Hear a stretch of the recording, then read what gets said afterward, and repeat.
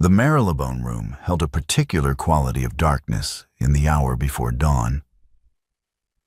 Not the full black of midnight, but a gray, uncertain light that made every object in the room look like a question. Adeline Vaughan had been awake for an hour, lying still beside the man she knew as Henry Ashcombe, watching that gray light move across his face and feeling something settle in her chest that she could not yet name. She was 29 years old, a seamstress's hands and a scholar's mind in a body that had learned, over 12 years, to dress quickly in cold rooms and ask nothing of the dark. She had chosen this, chosen him, chosen the Marylebone room with its silk sheets she had not purchased and its view of rooftops she would never own. And she had done so with her eyes open, because he was the first man who had ever looked at her with both halves of herself present. The embroidered pillow beneath her cheek smelled of cedar and something else, something she had never been able to identify in 4 months of mornings. And the signet ring he always placed face down on the bedside table before he entered the bed caught the first gray light and showed her nothing but its plain gold back. She had been watching that ring for 4 months. She had been watching his face for the last hour. And something had shifted.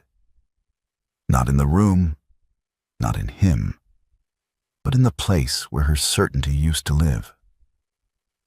And she found, before she understood why, that she needed to hear her own name spoken aloud. She turned. She placed her hand on his chest. "Say my name," she said. 3 words. The request of a woman who wants to be located in the bed she is in. He was half asleep. His eyes opened, dark, familiar eyes that had looked at her across a book auction counter and across 6 weeks of arguments about Racine and across 4 months of mornings. And she watched his face. She watched it carefully, the way she watched a seam for the moment before it failed. And she saw something she had never seen there before. For half a second, no longer, she watched a man choose, not between her and another woman, between which of himself was present. "Adeline," he said. Too late. The half-second lived in the silence before the word, and she had heard it. She sat up. She reached for her chemise on the chair beside the bed. "What is wrong?" he asked. "You hesitated," she said. She did not look at him. She was already pulling the chemise over her head, already reaching for her stays. "You had to choose which of yourself was going to say it.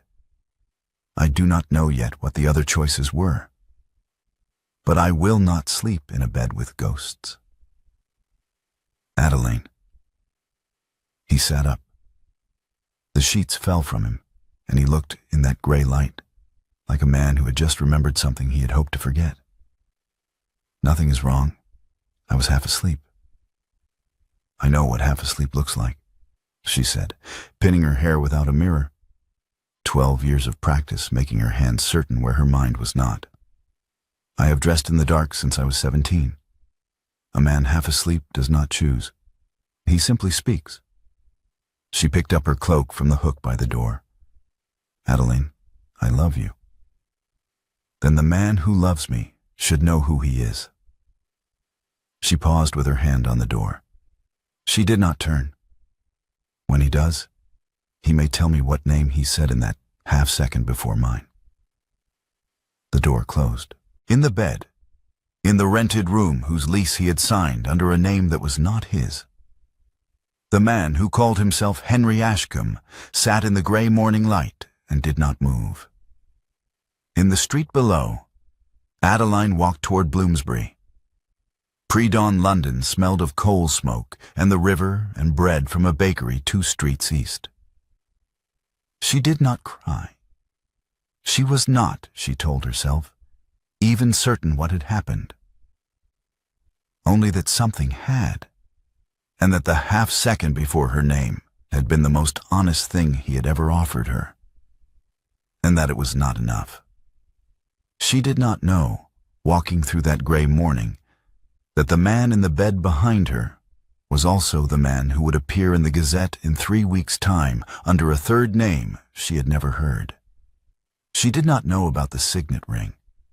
She did not know about the lease. She knew only that a man who could not find her name without a moment's search loved a fraction of her with a fraction of himself, and that she had spent 12 years being loved in fractions by a world that did not know her name either, and that she was tired of it. She arrived at Mrs. Layton's Bloomsbury shop as the first light came properly over the rooftops, let herself in with her key, put the kettle on, and sat at the cutting table with her hands flat on the cloth. She did not look at the racine on the shelf above the window. She looked at her hands. They were steady. They were always steady. That was the thing about 12 years of precision work. You learned to keep your hands still long after everything else had stopped being so. 3 days later, the commission arrived. Lady Merivale came herself, which was unusual. She was a woman of 54, who wore her rank the way other women wore good wool, completely, without thinking about it, and with the expectation that everyone else in the room would notice the quality. She sat in the shop's single good chair and described the trousseau requirements for her daughter, Lady Eleanor Stanwick. With the efficiency of a woman who had planned this wedding for 3 years and intended to see it executed correctly. Mrs. Layton, who was 61 and had survived 30 years of exactly this kind of patronage, listened without expression and made her notes. "The groom," Lady Merivale said, as if completing a list, "is Mr. James Harrogate of Westholme. The wedding is in 8 weeks. We will require 6-day dresses, 2 evening gowns, and the bridal dress itself. Miss Vaughan comes highly recommended for the embroidery work." Adeline, who was standing at the back of the shop with a bolt of ivory silk in her arms, placed the bolt on the shelf with complete precision. She did not drop it. She did not flinch. She stood with her hands on the cloth and heard the name, Harrogate of Westholme, and felt nothing she could identify, because she had never heard the name before and it connected to nothing she knew. "Miss Vaughan will manage the embroidery and the fitting work," Mrs. Layton said. "We are honored by the commission." Lady Merivale stood, pulled on her gloves, and left without looking at Adeline directly. The shop door closed. Mrs. Layton turned. 8 weeks, Mrs. Layton said. "It will be close." "I can manage it," Adeline said. Her hands were still on the silk. She lifted them, and they were steady, and she went back to her work. The Gazette copy arrived on a Tuesday, brought by a laundress who used old newspaper to wrap finished goods and left a folded copy on the Cecil Street bookshop counter. While Adeline was paying for 2 volumes of Corneille, she had been waiting 3 months for the bookseller to locate.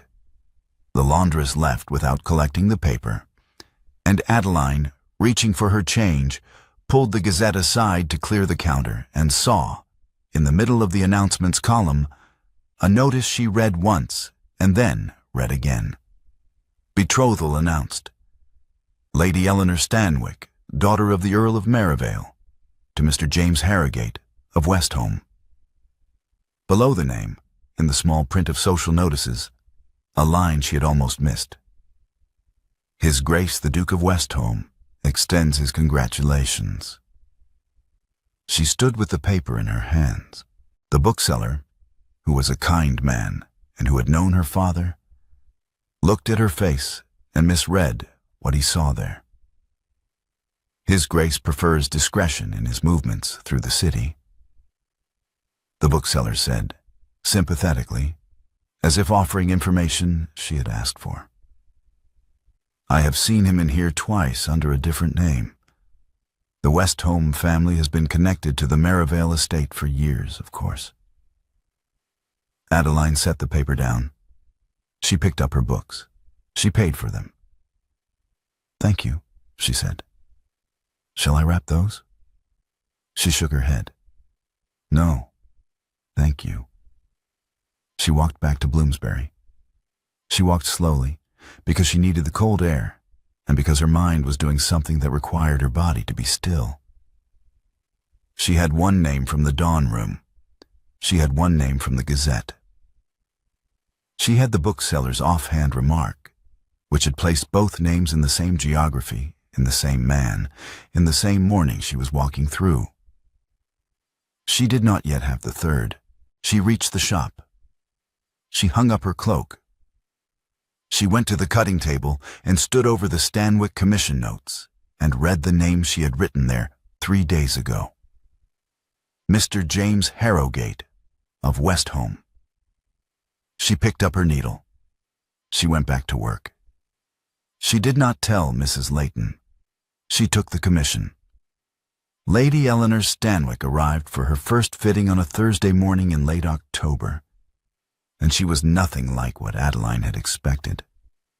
She was 22 and slight, with dark eyes that moved quickly around the shop and settled within 30 seconds of entering on the shelf of books above the window. "Is that Corneille?" she asked. "And Racine," Adeline said, helping her out of her coat. "The Corneille was my father's. The Racine I bought last month." "My governess preferred Molière," Eleanor said, stepping onto the fitting platform with the practiced ease of a woman who had stood on such platforms many times. She had a theory that Molière understood women better than either of them, because he wrote women who were inconvenient. "And Racine?" Adeline said, kneeling to begin the bodice measurements. "Racine wrote women who suffered beautifully," Eleanor said, "which is a different skill, but not one I particularly aspire to." Adeline looked up at her.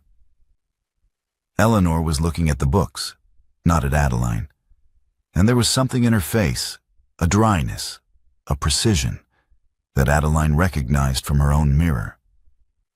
The expression of a woman who has learned to say the true thing sideways, because the direct route has been closed off too many times. "Hold your arms out, please," Adeline said. Eleanor held her arms out. "Do you read them, or do they sit there for the look of the thing?" "I read them," Adeline said. "I argued about the Racine for 6 weeks with a man at the bookshop counter before I bought it. He had views about the translation." "Which translation did you choose?" "Mine," Adeline said. "I translated it myself. My father taught me French when I was 11. He was a schoolmaster." Eleanor was quiet for a moment. Adeline worked the tape measure around the bodice, noted the numbers, began the calculations for the seams. The shop was warm and smelled of clean cloth and the coal fire Mrs. Layton kept burning in the back room. And the light through the front window was the particular flat gray of a London October morning that made everything in it look honest. "Miss Vaughan," Eleanor said eventually. "Yes." "Are you content in this work?" Adeline considered the question. She had been asked it before, usually by women who meant it as a form of condescension, a way of noting that she was not in their position and wondering if she felt the lack. Eleanor's version did not carry that weight. It sounded like a genuine inquiry from a woman who was considering contentment as a concept and wanted another person's data. "I am good at it," Adeline said, "which is not the same thing.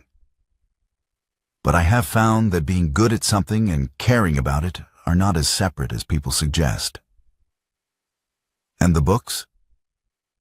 "The books are for the other half of me," Adeline said, "the half that doesn't fit through the door of most drawing rooms." Eleanor turned her head and looked at Adeline directly for the first time. "I think," she said, "that we may understand each other." It was not friendship, not yet. It was the recognition of a shape. Two women who had split themselves along different fault lines and were careful, each of them, about what they showed in public. But it was the beginning of something, and Adeline, kneeling at the hem, felt it arrive with the same quiet certainty she felt when a seam was going to hold. The fitting continued. The measurements were taken. The commission progressed. What neither of them said, in that warm shop on that gray October morning, was the name they had in common. Adeline did not say it because she did not yet have all three pieces assembled. Eleanor did not say it because she was a woman who had been given very little choice in the matter of names. And she was learning, slowly, to be careful about which ones she spoke aloud. 4 months earlier, 4 months before the Dawn Room, 4 months before the Gazette, 4 months before this fitting, Adeline had been at a book auction in Holborn. The Racine binding had come up as part of a small literary collection, and she had wanted it for 3 years and had saved the money carefully, and she had her hand on the spine, checking the condition of the leather, the state of the pages, when she became aware of another hand on the other side of the same spine. The hand was a man's, well kept, careful, with the kind of stillness that came not from idleness, but from long practice at holding things precisely. She looked up. He was tall, dark-haired, with a face that was paying attention to her in a way she was not accustomed to. Not with the assessment of a man looking at a woman, but with the interest of a person recognizing something specific. The Granville translation, he said, not the standard choice. The standard choice irons out the difficulty, she said. I prefer the difficulty. He looked at the binding. He looked at her. The bid is yours, he said, withdrawing his hand. I have overcommitted this morning. She bought the Racine. He reappeared at Mrs. Layton's counter 6 days later with a question about a passage in the second act. And the 6 weeks of argument that followed were the most intellectually alive she had felt since her father died. He came in the evenings, after the shop closed, and they stood on opposite sides of the counter and disputed translation choices, with the focused pleasure of two people who had each been conducting this argument alone for years and were relieved to finally have an opponent worthy of it. His name, he said, was Henry Ashcombe. He was a wool merchant with literary inclinations and a rented room in Marylebone. He had a quality of attention that made her feel entirely visible, and she had not been entirely visible to anyone since her father. And she was 29 years old and tired of being half seen. She had chosen it, and she had known what she was choosing. She had not known she was choosing a fraction of a man who did not yet know how many pieces he had broken himself into. 3 blocks from Mrs. Layton's, on a pre-dawn morning 2 days after she walked out of the Marylebone room, a carriage with a livery she recognized stopped beside her in the rain. She recognized it because she had seen it once before, on a morning when Ashcombe had left the curtain open too long, a dark green with a particular gold trim that she had catalogued without meaning to, the way she catalogued everything. The footman descended and addressed her by name. Miss Vaughan, may I see you to Bloomsbury? The morning is wet. She looked at the carriage. She looked at the footman. She looked at the livery. The foot warmer is already warm, the footman said. She got in. She said nothing.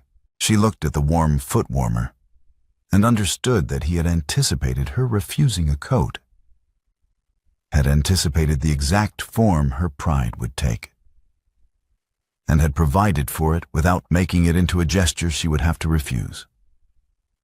She arrived at the shop dry and warm and angrier than she had been since she left, because it was exactly the kind of attention she had loved. and she could not yet unknow the half-second that had preceded her name. The second fitting brought Eleanor in a different mood. Quieter, more internal, with a letter in her hand that she was reading when she entered and had not quite finished when she stepped onto the fitting platform. Adeline brought the bodice out from the form and held it up for Eleanor to step into.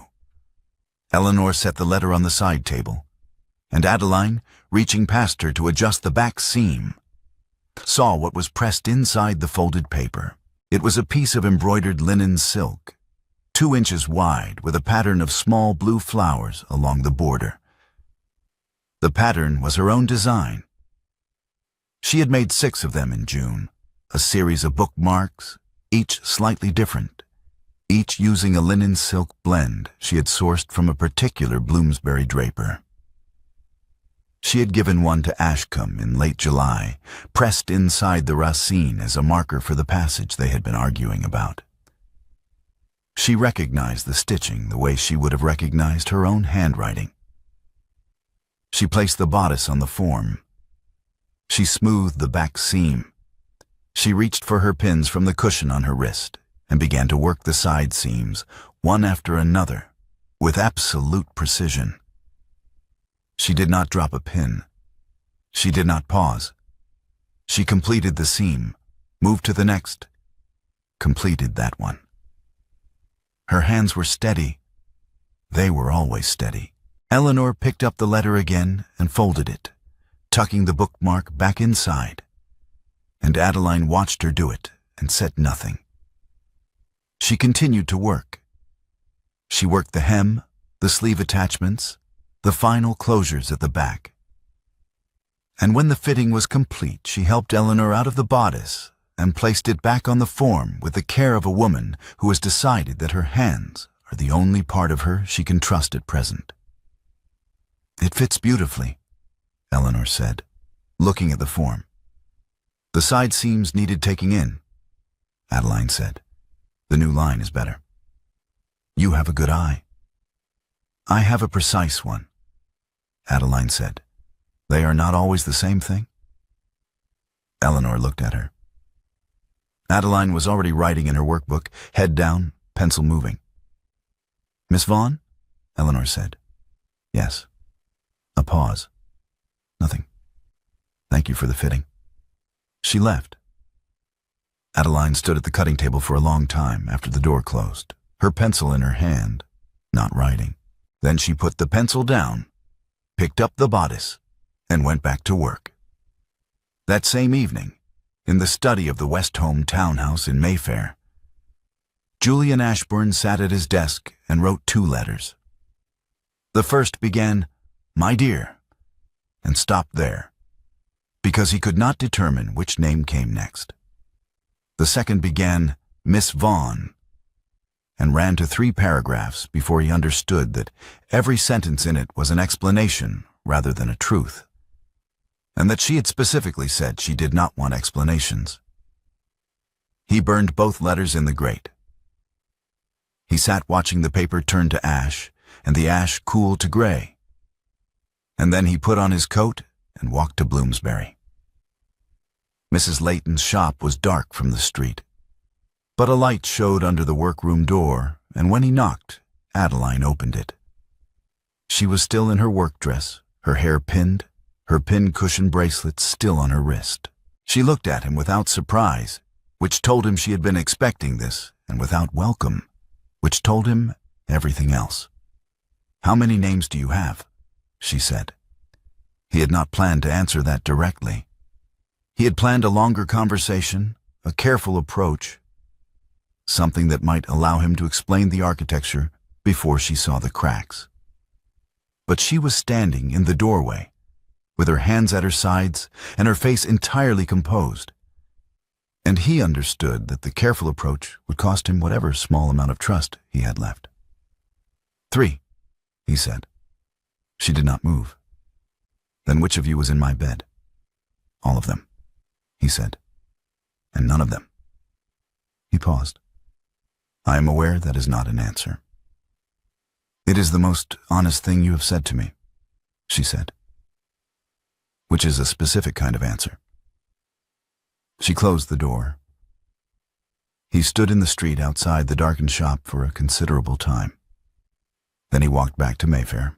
Lady Merivale arrived at the Stanwix townhouse on a Wednesday morning without sending word ahead, which was her established method for inspections she expected to be unwelcome. She brought with her a list of concerns about the trousseau timeline and the groom himself, whom she considered insufficiently attentive to the social requirements of a Stanwix-Merivale alliance. Adeline was in the upstairs fitting room, kneeling at the hem of the day dress Eleanor was wearing, when she heard Lady Merivale's voice in the corridor. "I have brought Mr. Harrogate," Lady Merivale said from just outside the door. "He should see the progress." The door opened. Adeline was on her knees, 3 pins between her lips, her hands at Eleanor's hem. She looked up, the automatic response of a woman who tracks the entrance of everyone who enters a room she's working in, and saw, in the full morning light of the tall windows, the face she had last seen in a Marylebone dawn. He saw her in the same moment. Lady Merivale crossed the room without pausing, already speaking. "Mr. Harrogate, this is Miss Vaughan, our seamstress. She comes from Mrs. Layton's in Bloomsbury. Miss Vaughan, Mr. Harrogate." Adeline removed the pins from her lips. She placed the last one at Eleanor's hem, precisely at the mark she had made with chalk, and she stood. "Mr. Harrogate," she said. Her voice was level. It was always level. Her hands went to her pincushion bracelet, straightening it, and she looked at him for exactly as long as a seamstress would look at a client's groom during an introduction, which was briefly, professionally, and without personal content. He said nothing. Lady Merivale was already examining the fabric of Eleanor's sleeve and asking questions about the delivery date, and Eleanor was answering, and the room continued around the two of them as if nothing had occurred. Adeline went back to the hem. She knelt again, measured the chalk mark against the pin she had placed, adjusted by 1/4 inch, and placed a second pin. She worked the full circumference of the hem, 12 feet of fabric, 47 pins, each one placed exactly where it needed to be. And she did not look at him again. Not when Lady Merivale asked her a question about the embroidery timeline. Not when Eleanor shifted her weight and Adeline had to reposition. Not when he moved to the window and stood there for the remainder of the fitting with his back to the room, looking at the street below. When the fitting was complete, she helped Eleanor out of the dress, wrapped it in muslin, collected her pins from the floor, and packed her work bag. She said everything that was required of her professionally. She thanked Lady Merivale for the opportunity to show the progress. She confirmed the next fitting date with Eleanor's maid. She left the townhouse. She did not look at him at the door. She did not look at him in the corridor. She walked down the front steps and turned toward Bloomsbury, and did not permit herself to think until she was 2 streets away and certain she was not being followed.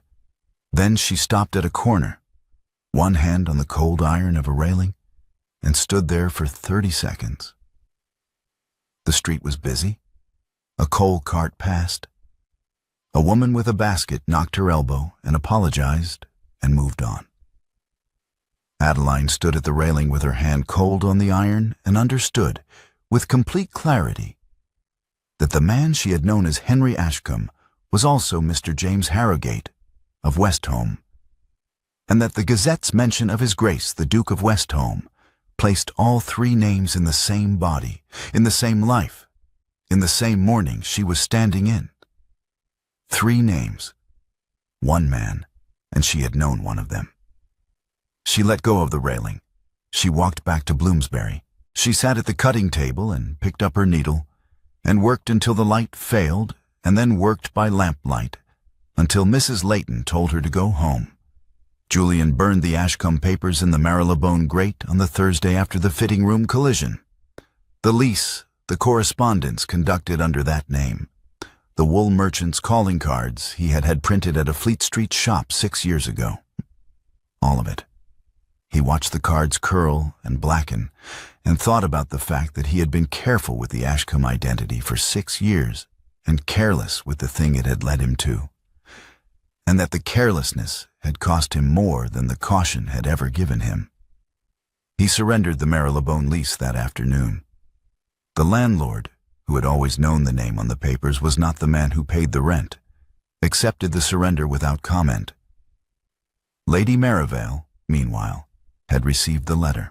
Adeline had written to Eleanor 4 days after the fitting-room collision.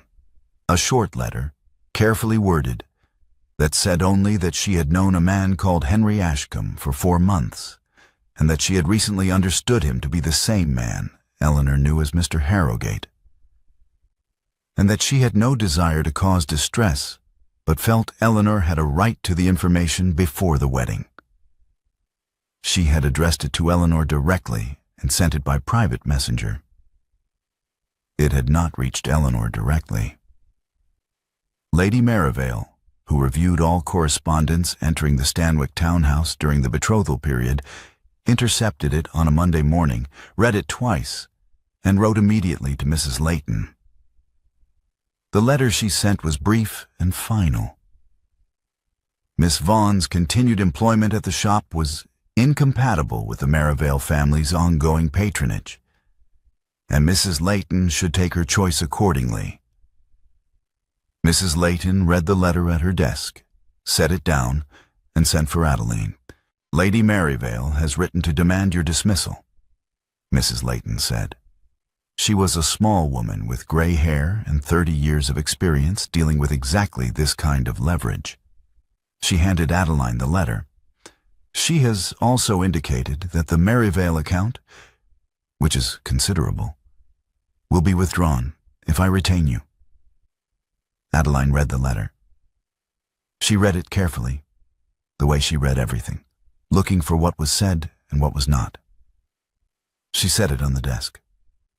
"I understand," she said.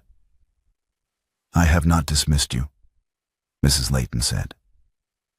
"I wanted to be clear about that before you said anything else. I have no intention of dismissing you. The Merivale account is gone. You will lose the Stanwix commission. That is the cost, and I am willing to pay it." Adeline looked at her employer. Mrs. Layton was looking back with the expression she wore when she had made a decision, and was not interested in revisiting it. "You will lose a great deal of custom," Adeline said. "I have lost difficult custom before," Mrs. Layton said. "I find I manage now. The Harrington trousseau needs the sleeve work finished by Friday. Will you manage that?" Her voice was quiet. "Yes." "Good." Mrs. Layton picked up her own correspondence. "Close the door on your way out." That evening, Julian appeared at the shop. The gas lamps in the street were low, the particular amber hour after closing when the city shifted registers, and Adeline was at the cutting table finishing the Harrington sleeve work when she heard the knock. She knew who it was before she opened the door. She had been expecting him since the fitting room, and she had decided, in the intervening days, what she was willing to say and what she was not. She opened the door. He came in. She returned to the cutting table, and he stood on the other side of it, and neither of them sat down. "I burned the Ashcombe papers," he said. "Lady Merivale has written to have me dismissed," she said. Mrs. Layton refused.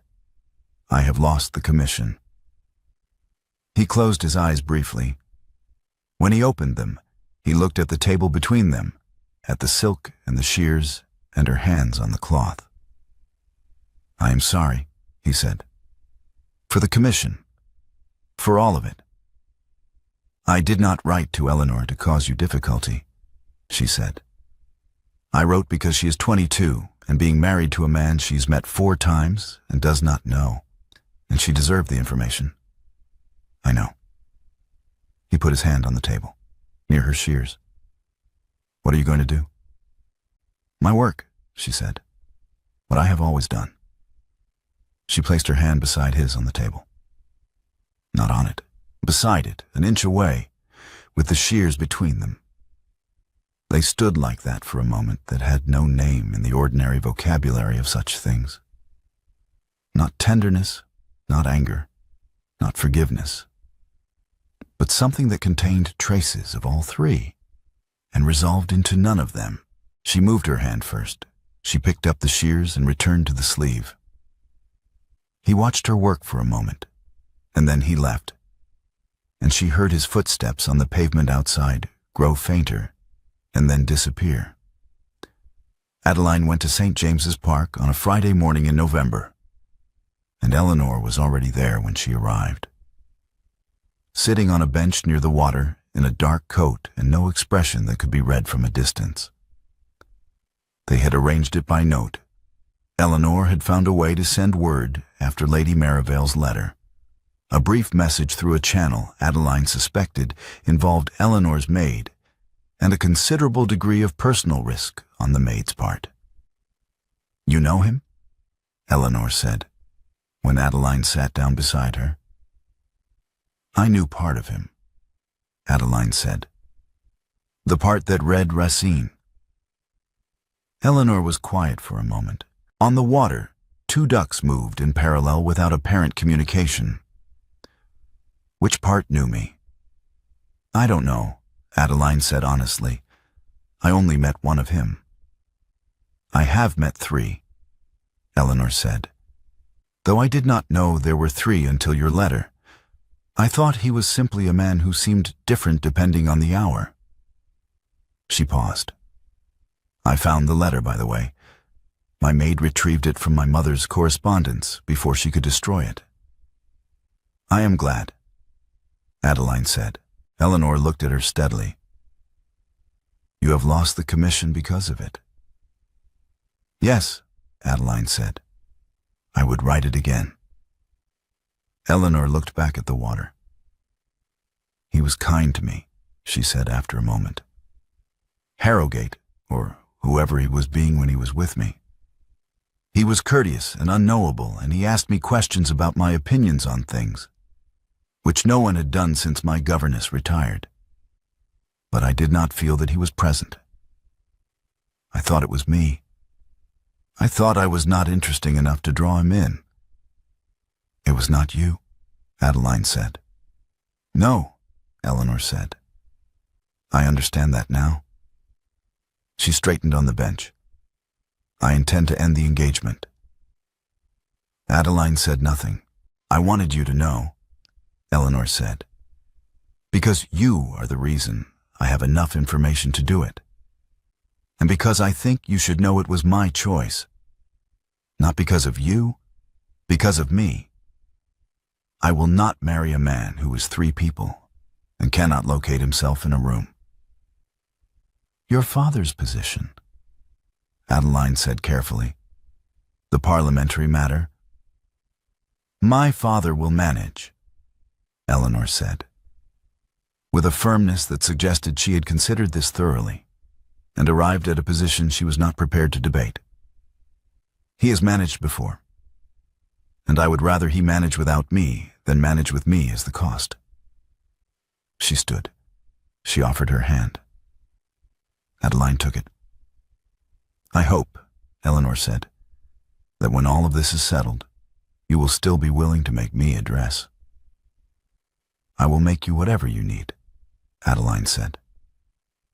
Eleanor nodded once, precisely, and walked back toward the park gate. That evening, in the Stanwyck drawing room, Eleanor returned the ring. She did it quietly, without drama, in the language of a woman who has made a decision and does not require the other person's agreement, only their acknowledgement. She wrote to her father that same night. Julian sat in the drawing room after she left, and did not move for a very long time. The ring was on the table beside him. He did not look at it. Lady Merivale's response arrived the following morning. A note informing Julian that the Merivale estate held the Dowager Duchess of Westholme's private debts, a matter of some £12,000 accumulated during his father's last years, and that she was prepared to act on them publicly if the engagement was not reinstated. Julian went to his mother that afternoon. He had not had an honest conversation with her in 6 years, not since he built the Ashcombe identity and began conducting 2 lives simultaneously, which had required, among other things, that he stopped telling his mother anything true about himself. The Dowager Duchess was 71 and sharp-minded, and had been watching her son disappear into his own compartments for 6 years, with the patience of a woman who had learned that some things could not be forced and must simply be waited out. "Lady Merivale holds your debts," Julian said. He sat across from her in her sitting room, in the chair that had been his father's, and looked at her directly. "She is threatening to act on them publicly if I do not reinstate the engagement." "I know about the debts," his mother said. You know? "I have known for 3 years. I did not tell you because I thought you would try to manage it yourself and make it worse." She folded her hands in her lap. "How much?" 12,000. "Pay it," she said. "Pay it yourself from the estate and be done with her. She will do nothing once the debt is paid," his mother said. "She has no other leverage. The threat is the debt. Remove the debt, and she has nothing left but spite, and spite is not actionable." She looked at him steadily. "Who is the woman?" He looked up. "There is always a woman," his mother said, not unkindly. "When a man burns his papers and breaks his own arrangements and comes to his mother to be told to do the obvious thing." "Who is she?" "A seamstress," he said. "In Bloomsbury. Her father was a schoolmaster.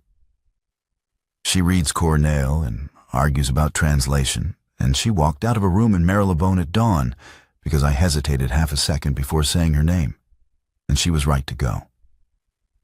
His mother was quiet for a moment. "And what are you going to do?" "I don't know yet," he said. "I know what I'm going to stop doing." "Then start there," she said. "The rest usually follows." The betrothal ball was the social event that could not be cancelled without explanation, and the explanation was not yet public. And so the ball proceeded on its scheduled evening with its scheduled guests and its scheduled supper, while Eleanor and Julian moved through it with the precision of 2 people performing a role they had already privately agreed to discontinue. Eleanor spoke to her father at 9. Julian confirmed it at 10. She returned the ring in the drawing room at 10 past, and by 11 she had written to her father's solicitor and sent her maid to begin packing. By midnight, the last guests were departing in carriages, and the house had the particular quality of a room that has not yet caught up with what happened in it. Adeline arrived at midnight. She had not planned to come inside. She had planned to leave the package with a servant, 3 books Eleanor had borrowed during the fittings, plus the documents she had been carrying for 4 weeks, waiting for the right moment to return them.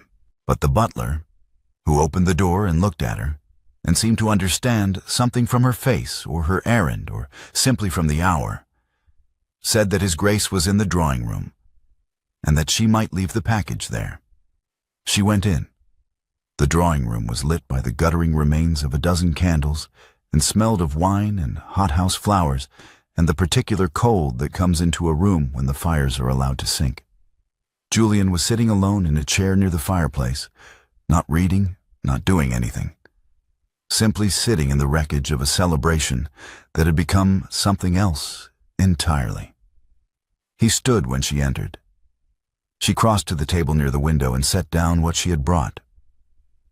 She arranged it carefully in the order that made sense to her. First, the Marylebone lease, signed H. Ashcombe. Beside it, the Gazette notice, folded to the announcement column. Beside that, a bookshop receipt from Cecil Street in a hand she recognized as his. Signed in an unguarded moment, with initials that matched none of the names she had been given. On top of the papers, the 3 books of Eleanor's. On top of the books, the embroidered bookmark, the linen silk piece with the blue flowers, the pattern she had designed, the stitching she recognized as her own. She stepped back from the table. "I am not here to ask you to explain," she said. "I came to return what was not mine to hold." He looked at the table. He looked at the bookmark. His hand moved toward it and stopped. "You put my embroidery in a letter to another woman," she said. "You did not remember where it came from. That is how I understood what you have become. Adeline." "Do not use that name," she said. "Use the name Westholme would use in this room." He was quiet for a moment. "Miss Vaughan," he said. "Thank you," she said. "That is the first time you have said it."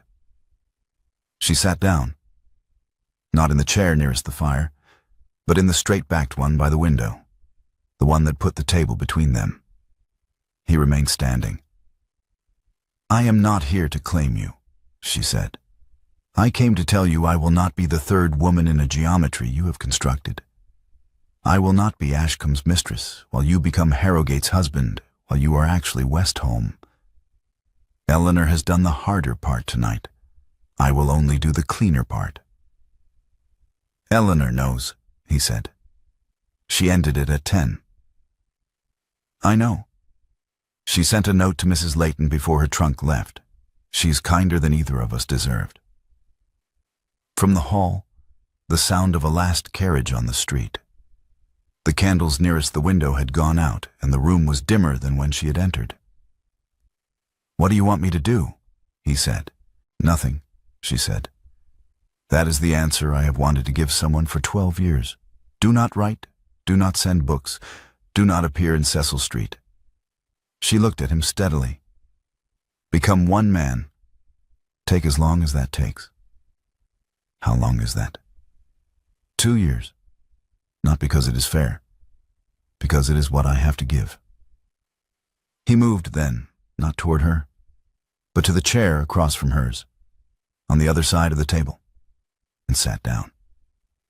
For the first time since she had entered, they were at the same level, and she could see his face clearly in what remained of the candlelight.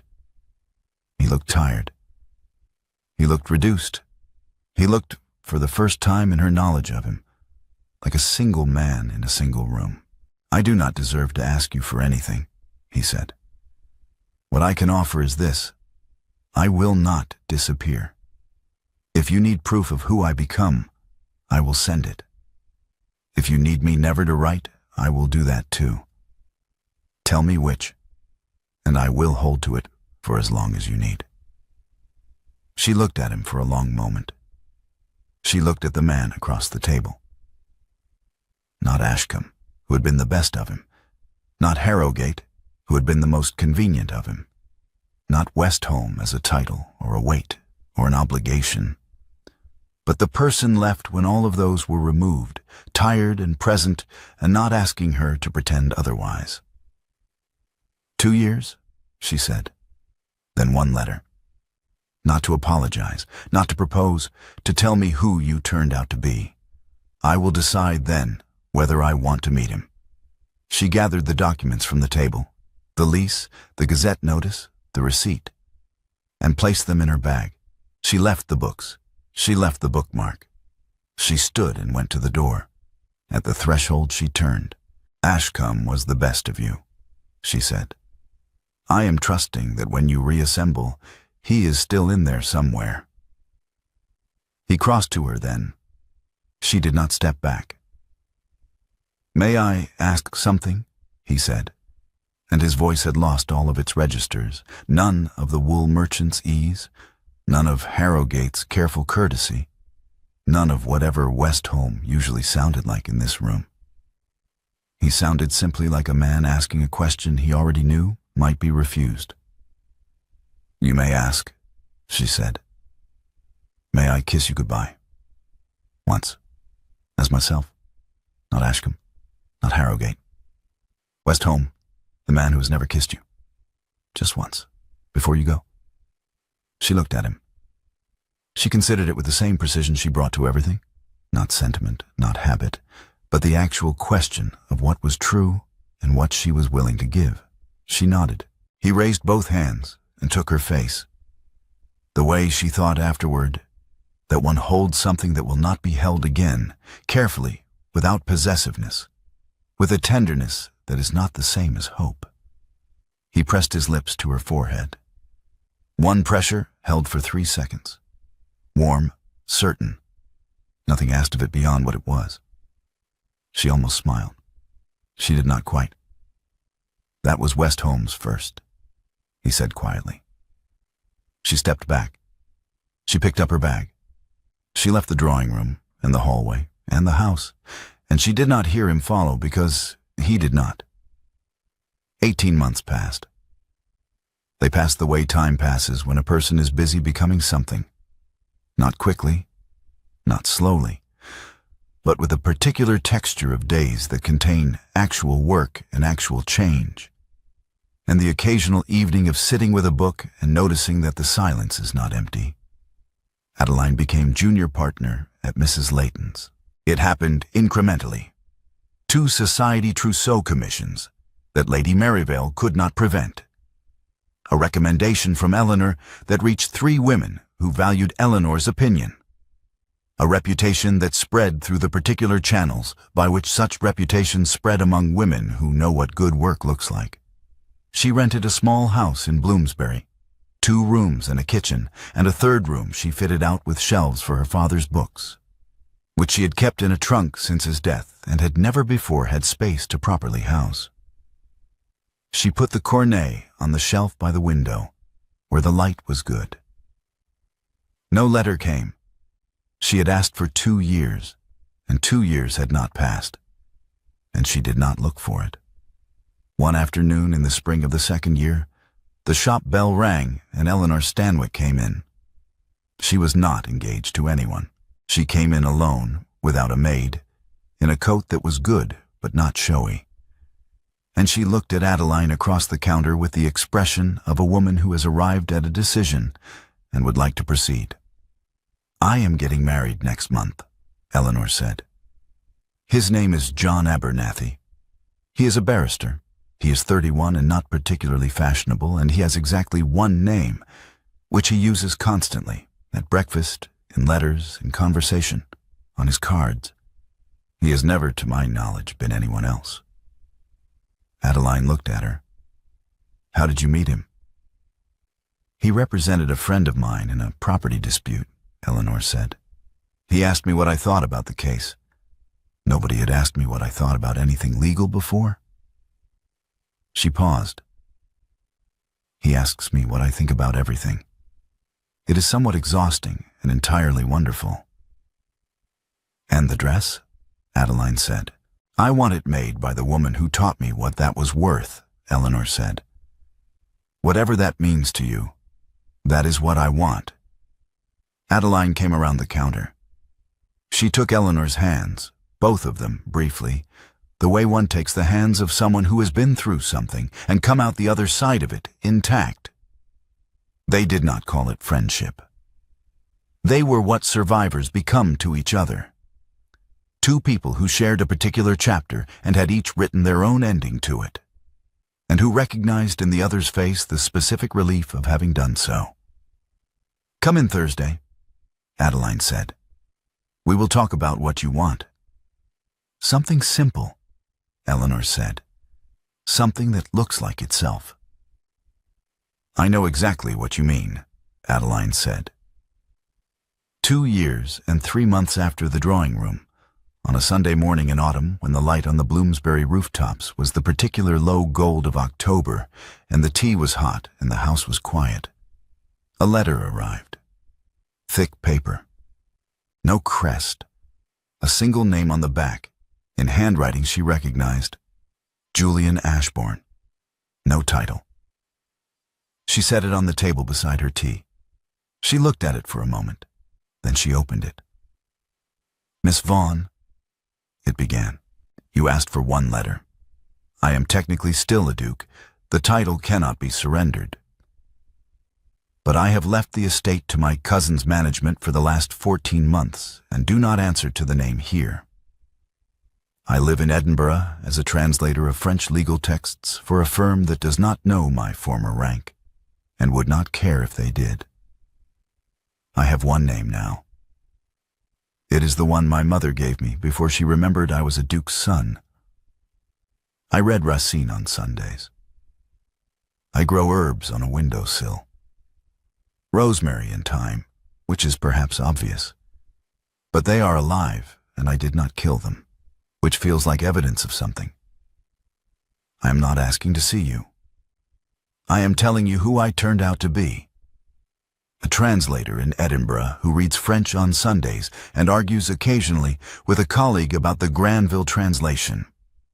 He would not win that argument against you. Neither would I. If that man is someone you would like to meet, he lives at the address below. If not, he will continue as he has. One man, one name, grateful for all three. Yours, Julian. She read it twice. She folded it with care. She crossed to the bookshelf by the window, took down her father's Cornet, the good copy, the one she had kept since she was 17, and placed the letter inside at the page she had been reading that morning. She stood at the window for a while. October light on Bloomsbury slate. The sound of the street below. A cart, a child's voice, someone's door. Ordinary life, which she had built carefully and well, and which was hers in a way nothing had been hers before she built it. She went back to the table. She sat down. She took a fresh sheet of paper. She thought for a moment about what to write, not what to promise, not what to offer, not what to ask for, but simply what was true and what she was willing to say. He had reported who he turned out to be. She could report who she had turned out to be. That was not a reunion. It was not a proposal.